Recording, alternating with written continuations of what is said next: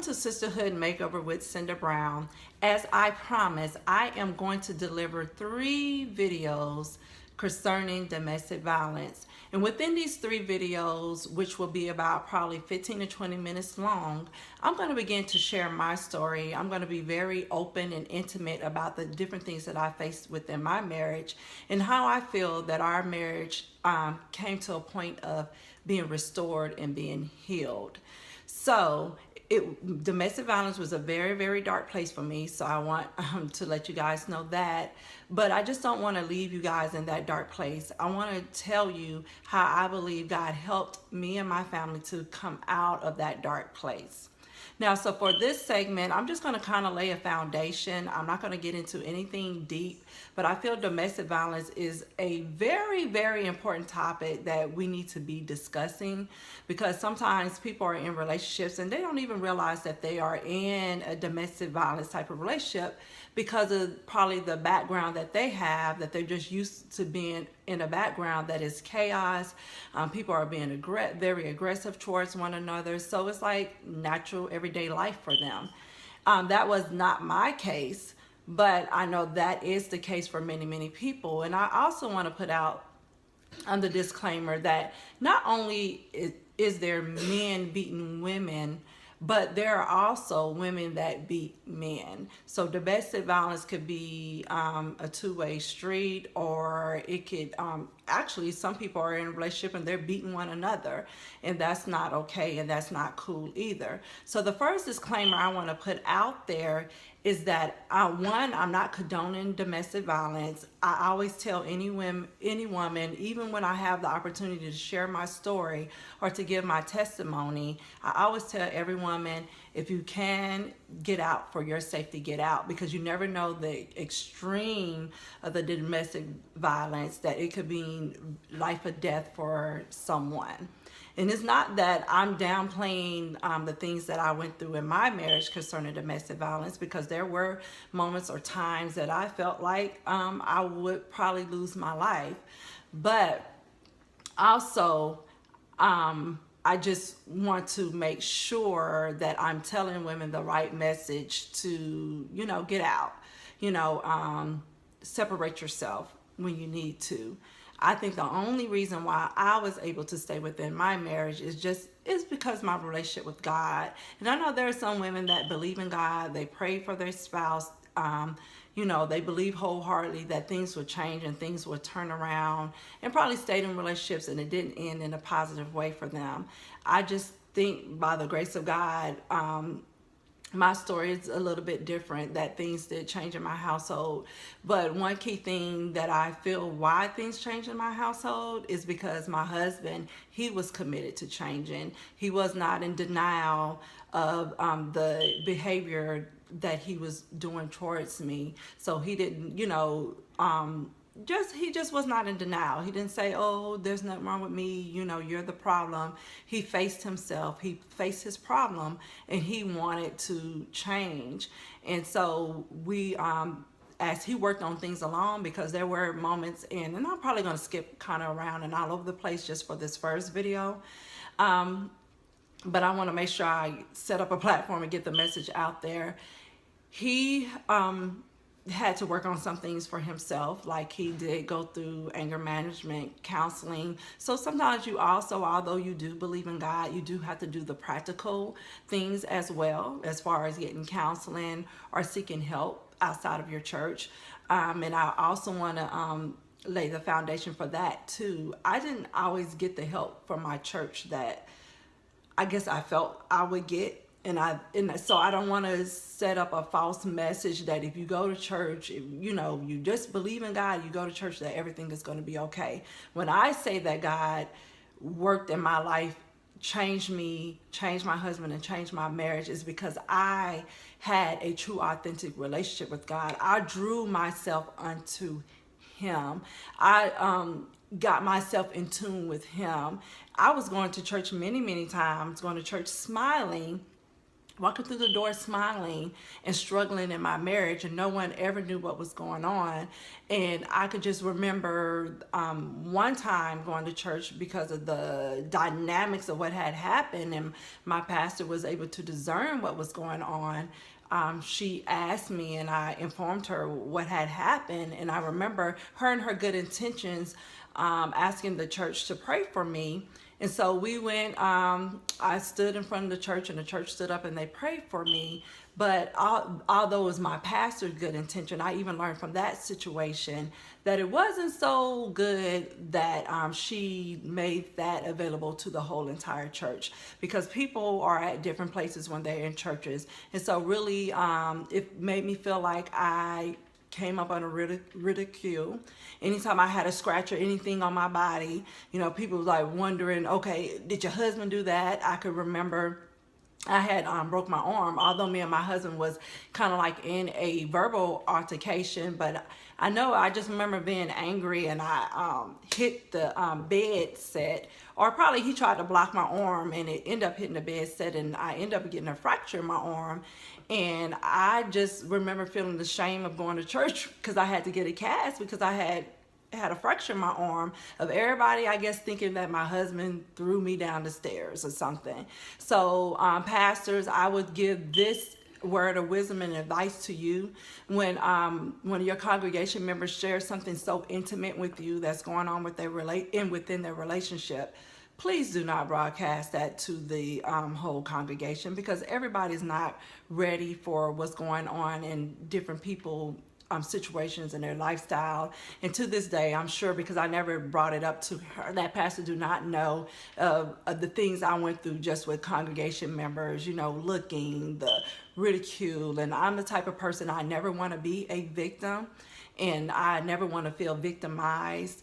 And I felt like the church was trying to make me feel like a victim, like, girl, what's going on? Because now some people want to be nosy, and now they want to know more details. So, and I wasn't willing to give anybody those details. Hey, you prayed, that's good enough.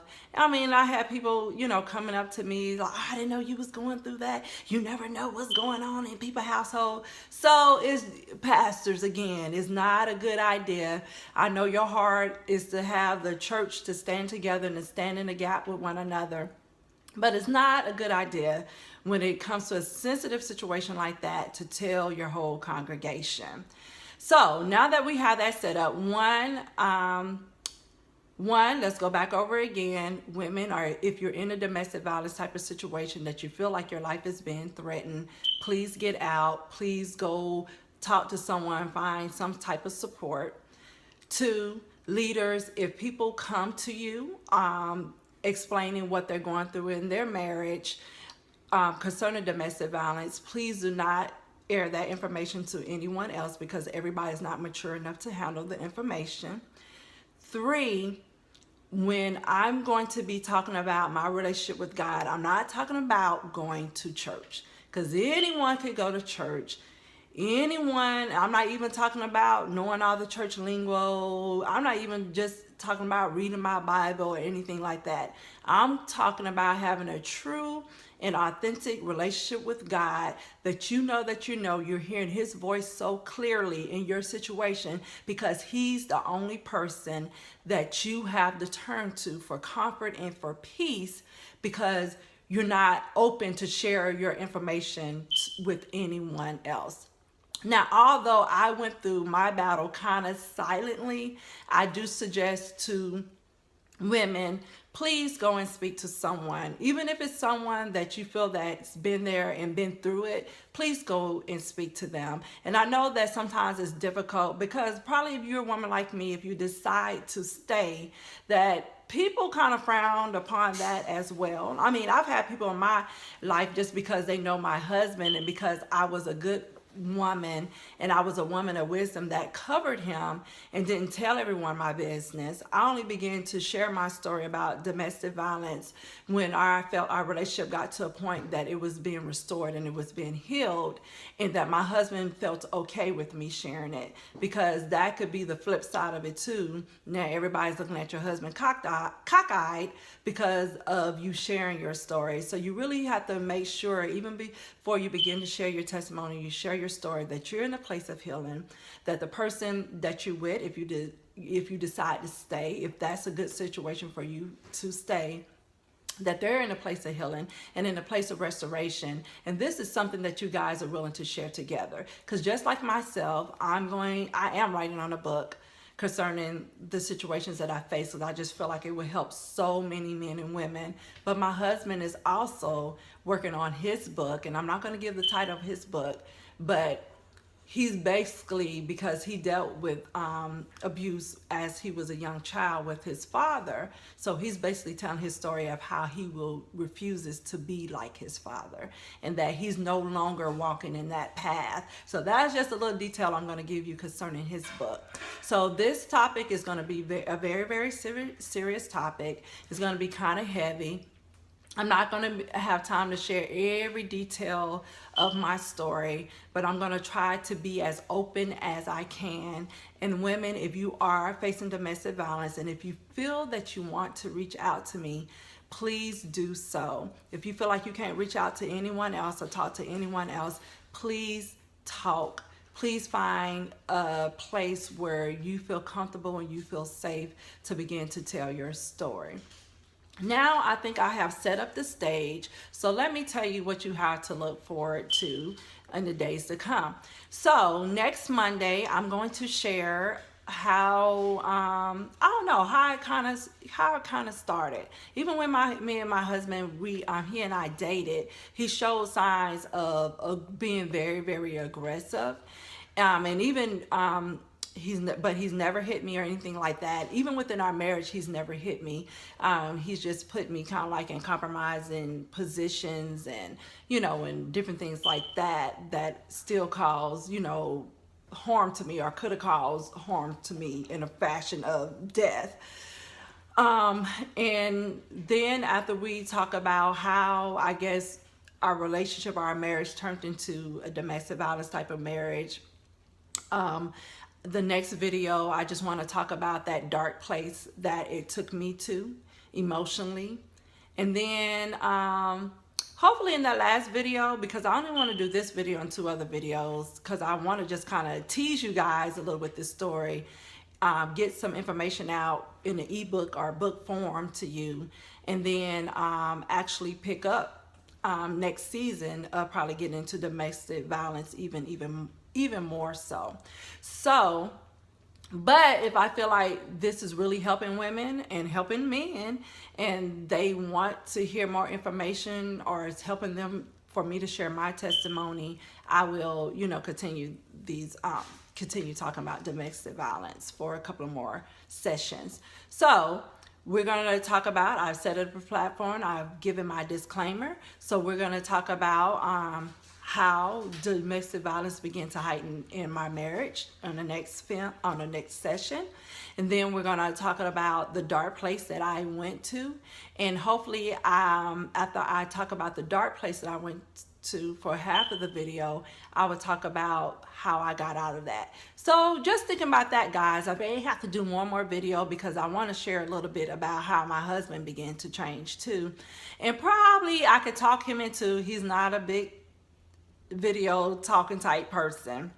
I promise you, he starts sweating and everything. But probably I could talk him into doing the last video with me, even if he just do 5 minutes or 10 minutes sharing how he began to change his thought pattern, and how when he began to change his thought pattern, it began to change his behavior, and the different things that he done, strategies he picked up from counseling, him developing an authentic relationship with God, and different things like that. So I hope you guys enjoy these sessions. I hope this sessions really, really help someone.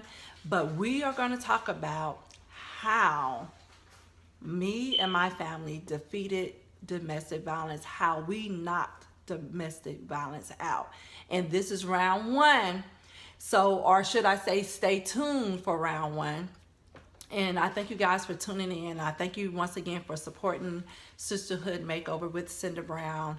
And we have so much more ground to cover. I'm trying to end this season, this first season, but I learned so much from this first season that I'm going to take a little hiatus for a couple of months to prepare for the next season. I promise you it's going to be even more dynamic, and I'm going to bring even more dynamic women before you. And I just thank you for your patience, thank you for your love, and thank you for your support. And I look forward to welcoming you into my intimate life, and just building that connection with you in the days to come. Thank you, and I hope you have a great day, sisters.